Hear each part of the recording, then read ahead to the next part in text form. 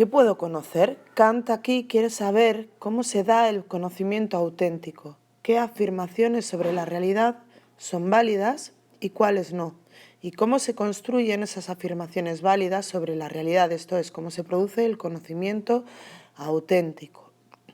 Solo serán aceptables, dirá, como conocimiento auténtico, aquellos juicios o afirmaciones que sean universales, es decir, que siempre se cumplan, necesarias, es decir, que no puedan negarse, porque si no caeríamos en contradicción, y ampliativas, esto es, que aumenten el conocimiento que tenemos de la realidad. A este tipo de afirmaciones o juicios Kant los llamará juicios sintéticos a priori. Bien, ¿y cómo se crean? ¿Cómo se construyen? Por un lado, dirá Kant, es evidente que se necesita la experiencia, pues esta no es el origen del conocimiento, pero no solo el origen, sino que también es, como veremos, uno de sus límites, es decir, que no podemos conocer algo que no provenga de la experiencia. Pero también es necesario un sujeto cognoscente. El sujeto lo que impondrá es una estructura, un modo de conocer. Y esta estructura, este modo de conocer, que es a priori, como veremos, es anterior a la experiencia, será aplicado a la experiencia. Solo así se explica que haya juicios universales y necesarios, y no simplemente afirmaciones singulares y contingentes sobre la naturaleza. Kant se pregunta cómo conocemos los seres humanos, es decir, qué es lo que los seres humanos, nuestra mente, pone en el proceso de conocimiento. Para eso analiza las facultades innatas que poseemos. A estas facultades innatas las llamará facultades trascendentales del conocimiento.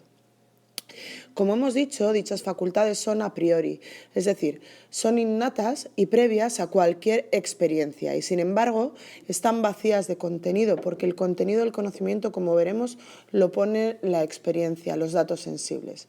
Pero son sin embargo las que permiten que conozcamos la realidad, que haya conocimiento y son universales a todos los seres humanos. La primera de ellas es la sensibilidad, lo que llamamos nosotros percepción. Y sus formas a priori, como veremos, son el espacio y el tiempo. En segundo lugar, opera el entendimiento, es decir, una vez procesados los datos sensibles, recogidos los datos sensibles, operaría el entendimiento, cuyos elementos a priori son lo que Kant llama las categorías del entendimiento. ¿Y qué permiten? Permiten ordenar, clasificar o comparar lo percibido y emitir juicios sobre la realidad percibida. En tercer lugar, encontramos la razón, cuyos a priori van a ser tres ideas trascendentales que nos impulsan a conocer y sin embargo sobre ellas no podremos conocer nada con propiedad. Veámoslas una a una, estas tres facultades. Kant analiza, en primer lugar, cuáles son las condiciones de posibilidad de la experiencia sensible, del conocimiento sensible. Pues este es el primer paso en el proceso de conocimiento auténtico. De esto se encarga la facultad de la sensibilidad, la percepción. Según Kant, aunque hoy sabemos que no es del todo cierto, la sensibilidad sería una facultad pasiva que se limitaría a recibir y ordenar lo que él llama impresiones sensibles. ¿Qué son las impresiones sensibles? Los datos de la experiencia, los estímulos sensoriales. Para que haya conocimiento, no obstante, no basta con que haya un objeto que conocer. El objeto lo que pondría sería la materia del conocimiento, pero no es suficiente con esto, sino que es necesario que el sujeto ponga algo de su parte. La sensibilidad tiene unas formas a priori, vacías en sí de contenido, porque como decimos, viene de la experiencia sensorial, y estas formas a priori no son otras que el espacio y el tiempo. Así, lo que recoge la sensibilidad, lo que hace la sensibilidad es ordenar en el espacio y en el tiempo las impresiones sensibles que recogemos de la experiencia.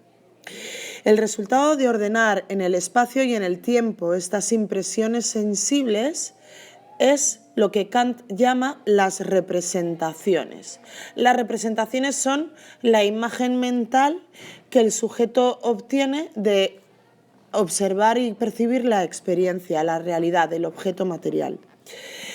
Kant está diciendo, en el fondo, que no conocemos el objeto en sí, sino la representación de ese objeto en el espacio y en el tiempo.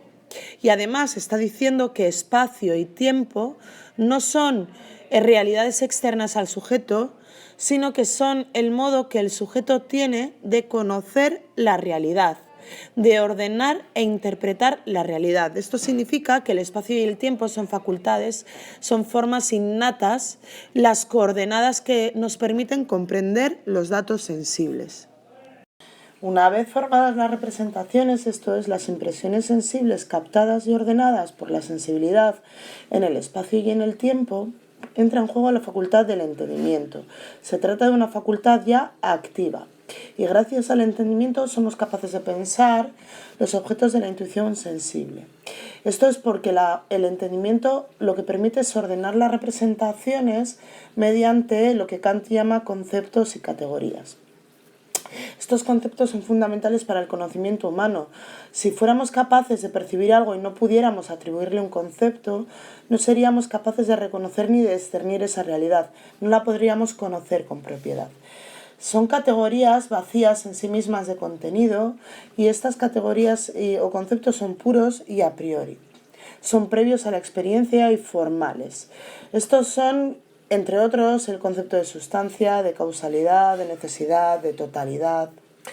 El resultado de ordenar las representaciones mediante estos conceptos universales y a priori son los juicios que emitimos sobre la realidad, las afirmaciones que establecemos sobre la realidad que nos rodea. Estas categorías, sin embargo, no son aplicables más allá de la experiencia, más allá de las representaciones. Es decir, no se puede dar conocimiento válido de algo que no existe en la experiencia, de lo que no podemos tener experiencia. El resultado de conocer es lo que Kant llama el fenómeno. ¿Y qué es esto? El fenómeno es la realidad aprehendida, es decir, captada por la sensibilidad y ordenada, por tanto, en el espacio y en el tiempo, y comprendida también por medio de las categorías del entendimiento. Es decir, lo que nosotros conocemos no es la realidad en sí, sino la realidad atravesada por estas facultades innatas, es decir, conocemos la realidad como podemos conocerla. Además, Kant dirá que los juicios sintéticos a priori, es decir, juicios universales necesarios y ampliativos de las matemáticas, son posibles gracias a la facultad humana de ordenar las impresiones sensibles en el espacio y en el tiempo, y que los juicios sintéticos y a priori de la física son posibles gracias a la ordenación mediante categorías del entendimiento. Todos estos juicios tienen una similitud, como hemos dicho, hablan de la experiencia, porque nada de las facultades innatas y de las formas a priori de la mente humana es aplicable de forma válida a una realidad no experiencial. Lo visto hasta ahora nos lleva a preguntarnos por la última facultad del conocimiento, la razón. Para Kant, la razón es la facultad superior del conocimiento. ¿Por qué? Pues porque cierra este proceso y además no solo lo cierra, sino que lo impulsa, buscando la unidad. La razón humana tendría tres ideas trascendentales y a priori, es decir, tres ideas innatas y vacías en sí mismas de contenido, que son reguladoras del conocimiento y que nos impulsan a conocer cuáles son las causas y los fundamentos últimos de la realidad. ¿Qué significa esto? Que estas tres ideas nos impulsarían a conocer y a dar un sentido de unidad a todos los juicios, a todas las afirmaciones que emitimos sobre la realidad. ¿Cuáles son estas ideas que nos impulsan a conocer? Veamos. Son, en primer lugar, el alma. La idea de alma nos permite buscar un sentido y unidad a todas las experiencias internas que el sujeto tiene. Por otro lado, la idea de mundo lo que permite es dar un sentido, una interpretación de unidad a todas las experiencias externas. Por último, Kant dice que la tercera idea que está dentro de la razón es la idea de Dios. Esta idea nos remite a la búsqueda de un fundamento último no condicionado de la realidad.